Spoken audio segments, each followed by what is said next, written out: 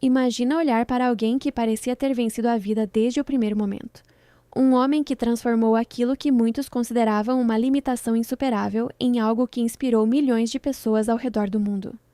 Um homem que correu mais rápido do que muitos conseguem imaginar, não apesar de não ter as duas pernas abaixo do joelho, mas justamente graças à maneira como ele aprendeu a viver com isso.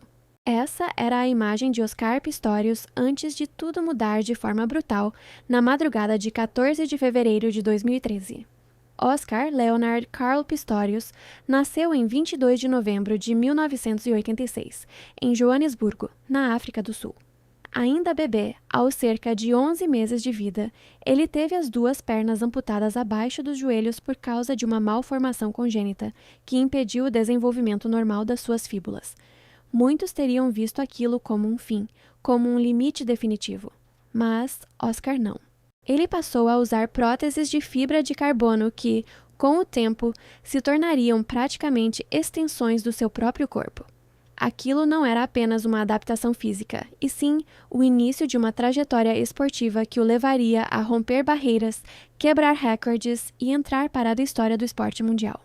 Nos anos 2000, Pistorius se destacou como um velocista nas competições paralímpicas, ganhando medalhas e chamando atenção pelo seu desempenho. A princípio, ele enfrentou resistências e questionamentos de entidades esportivas sobre se suas próteses de fibra de carbono lhe davam alguma vantagem sobre atletas sem deficiência. Em 2008, quando tentou disputar os Jogos Olímpicos de Pequim, a Associação Internacional de Federações de Atletismo chegou a rejeitar sua participação alegando vantagem injusta. Oscar recorreu, e o Tribunal Arbitral do Esporte reviu a decisão. Mesmo assim, ele não conseguiu atingir a marca mínima exigida para competir naquela edição dos Jogos, mas aquilo não o deteve.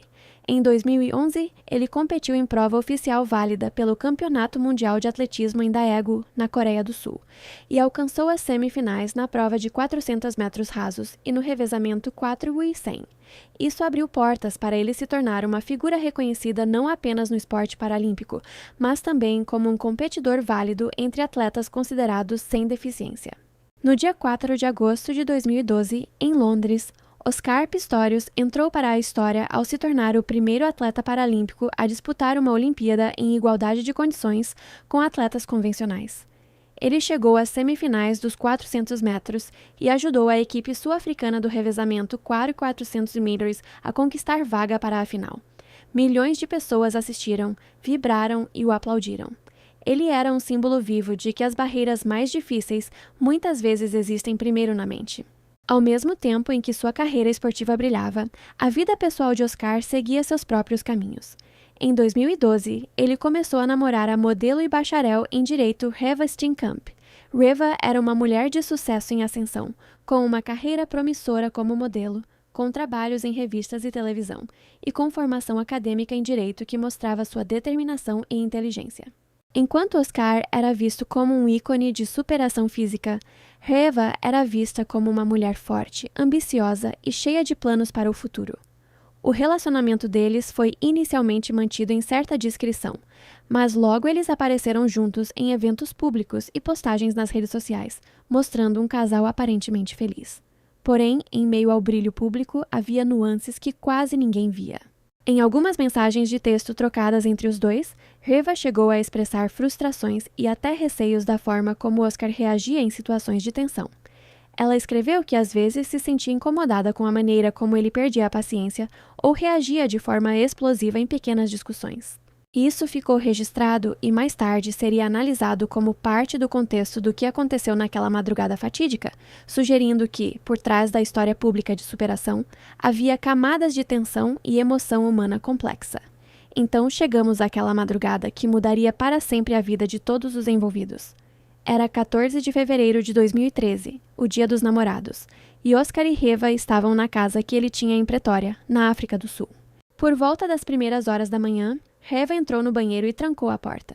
Pouco depois, Oscar afirmou ter ouvido um ruído e pensado que havia um intruso no banheiro. Ele disse que, tomado por medo, correu até o quarto, pegou sua arma de fogo, uma pistola calibre 9mm, sem sequer calçar suas próteses, e caminhou até o banheiro. Ele alegou que gritou ordens para o suposto intruso sair, acreditando que estava defendendo sua casa e a vida de ambos. O que aconteceu em seguida foi devastador. Oscar disparou 4 tiros através da porta trancada do banheiro. 3 desses projéteis atingiram Reva, que ainda estava do outro lado da porta, e ela morreu ali mesmo. Vizinhos relataram ter ouvido tiros e gritos antes dos disparos, uma cena que ficaria marcada em muitos dos testemunhos durante o julgamento que viria a seguir. Quando a polícia e o chefe de segurança da propriedade chegaram, Oscar estava ajoelhado no chão ao lado do corpo de Reva, chorando e dizendo que havia pensado que ela fosse um ladrão. Ele disse que tentou socorrê-la, carregando-a escada abaixo e chamando uma ambulância, mas nada pôde ser feito para salvá-la. A morte de Reva Steenkamp fez com que a vida de Oscar Pistorius deixasse de ser sobre medalhas e recordes para se tornar um caso criminal internacionalmente observado. Ele foi detido e, no dia seguinte, formalmente acusado de assassinato. Na sua audiência inicial, ele negou ter a intenção de matar Riva, dizendo que ouviu um barulho que o assustou, que sentiu terror e que acreditou estar defendendo sua casa de um invasor desconhecido. Ele declarou que tinha medo da violência urbana e que reagiu de forma impulsiva diante de um possível perigo. O julgamento começou em março de 2014 e durou semanas.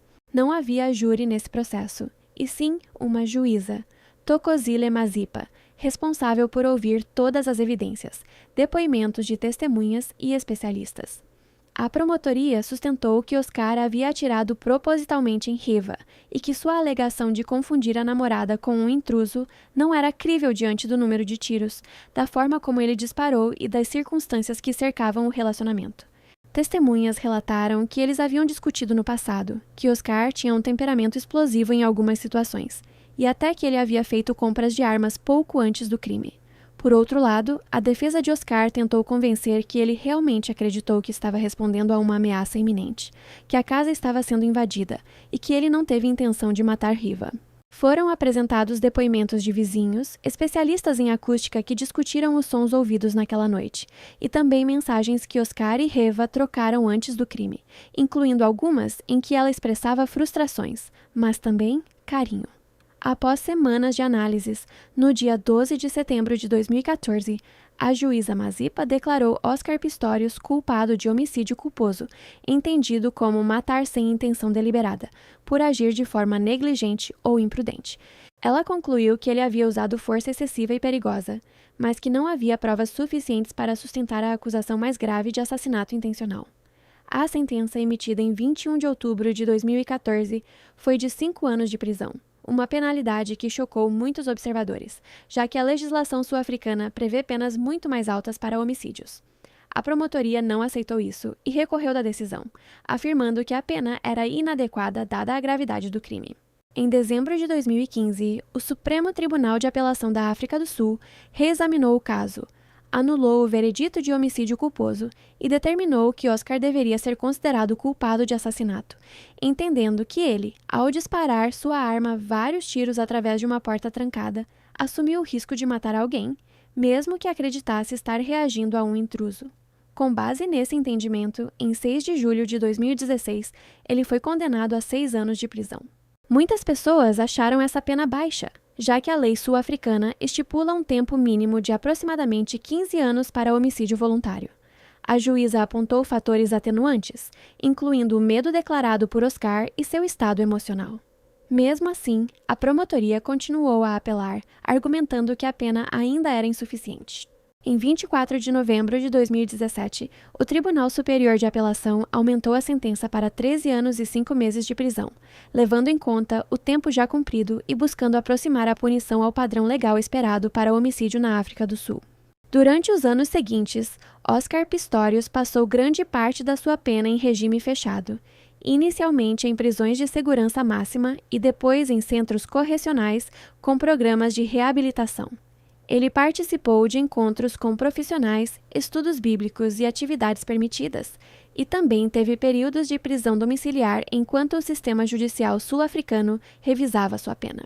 Ao mesmo tempo, a família de Reva Steenkamp passou por um luto devastador e contínuo, denunciando publicamente que nada poderia reparar a perda de sua filha, e que a pena do assassino sempre seria um lembrete doloroso da brutalidade daquele dia.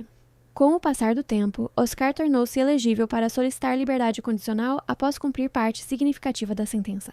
Em março de 2023, ele já podia ser ouvido para esse fim, e após uma audiência inicial que negou o pedido por motivos técnicos, ele foi finalmente autorizado a obter liberdade condicional em 5 de janeiro de 2024. Como parte das condições dessa liberdade, ele não pode deixar o distrito de Pretória sem autorização, não falar com a imprensa, deve participar de programas de terapia focados em violência contra mulheres e controle de raiva, e permanece sujeito à visita surpresa das autoridades, até que sua pena termine em 2029. A libertação de Oscar Pistorius provocou reações intensas na África do Sul e ao redor do mundo. Há quem veja sua liberdade condicional como parte do funcionamento de um sistema de justiça que permite reintegração após cumprimento de pena, e há quem veja isso como uma afronta à memória de Reva, uma jovem cheia de planos que morreu de forma repentina e violenta. A mãe de Reva, em entrevistas, afirmou que a dor continua viva e que dificilmente haverá algum momento em que a perda deixe de ser sentida. Oscar, atualmente, vive de forma discreta, longe dos holofotes que o transformaram em ídolo esportivo no passado. Ele chegou a participar de competições esportivas amadoras, como um triatlo Ironman 70.3, demonstrando que ainda busca alguma conexão com a vida atlética, mesmo depois de tudo que aconteceu. Sua carreira esportiva, que um dia foi motivo de orgulho para muitos, agora convive com a sombra de um crime que tirou a vida de Reeva Steenkamp. A história de Oscar Pistorius é uma narrativa de extremos, de superação incrível e reconhecimento mundial à tragédia profunda e consequências irreversíveis. É uma história que nos lembra que seres humanos são complexos, que heróis podem falhar e que decisões tomadas em instantes podem transformar vidas inteiras de maneiras que nunca imaginamos. O legado dele continua sendo discutido em termos de justiça, responsabilidade e reflexão sobre a fragilidade humana. E a memória de Reeva permanece viva na lembrança daqueles que conheciam seu sorriso, seus sonhos e sua promessa de um futuro que terminou cedo demais.